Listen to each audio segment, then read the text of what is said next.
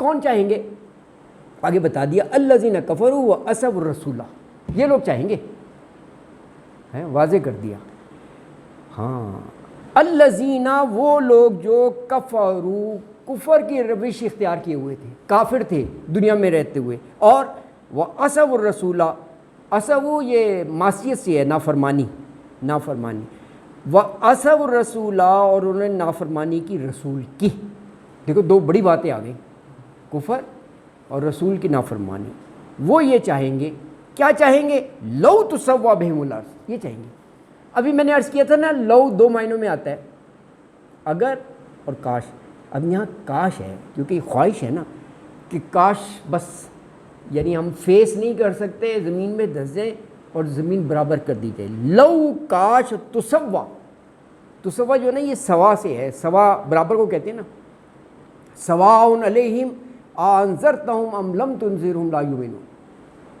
شروع میں کہا ہے بقرہ میں کہ ان کو انذار کرو یا نہ کرو وہ نہیں مان لیں گے، ان کے جو ہے نا دلوں پر مہر لگ گئی ہے، انہوں نے فیصلہ ہی کر لیا نہیں ماننا، تو ان کے لیے برابر۔ مساوی بھی اسی سے ہے، سب لوگ یہ مساوات محمدی، ایک دور میں یہ بڑا چلا تھا جی مساوات محمدی قائم کرنی ہے تو بہرحال مساوات برابر ہے۔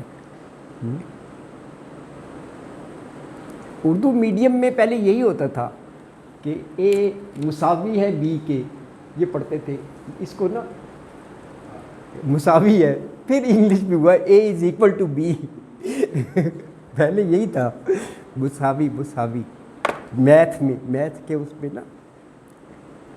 تو اچھا، تو فرمایا کہ ولا یکتمون اللہ حدیثا، یکتمون وہی آ گیا کتمہ، اور حدیثہ کوئی بھی بات، حدثہ یحدثو بات، اسی سے لفظ حدیث نکلا ہے، حدیث رسول یعنی رسول کی بات۔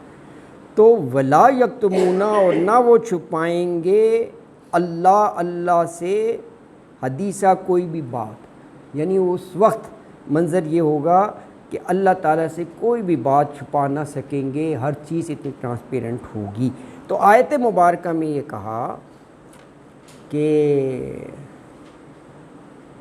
یعنی جب سب لوگ جمع ہو جائیں گے اور ہر امت میں سے گواہ بھی آ جائے گا، اور پھر رسول اللہ صلی اللہ علیہ وسلم کو بھی گواہ بنا کر وہاں پر میدان محشر میں کھڑا کیا جائے گا، پھر اس دن حجت تمام ہو جائے گی نا، ان کے ذاتی نامہ اعمال تیار ہیں، گواہ موجود ہیں رسول اور وہ۔ پھر اس دن یعنی عالم یہ ہوگا کہ وہ لوگ جنہوں نے کفر کیا ہے، کفر کیا تھا دنیا میں اور رسول کی نافرمانی، وہ یہ آرزو اور تمنا کریں گے، یودو، کہ اے کاش زمین ان پر برابر کر دی جائے، جیسے وہ دھنس جائیں، ہم یعنی اس چیز کو فیس نہیں کر سکتے، تو سوا بہم الارض، اور اس دن وہ اللہ سے کوئی بات چھپا نہیں سکیں گے۔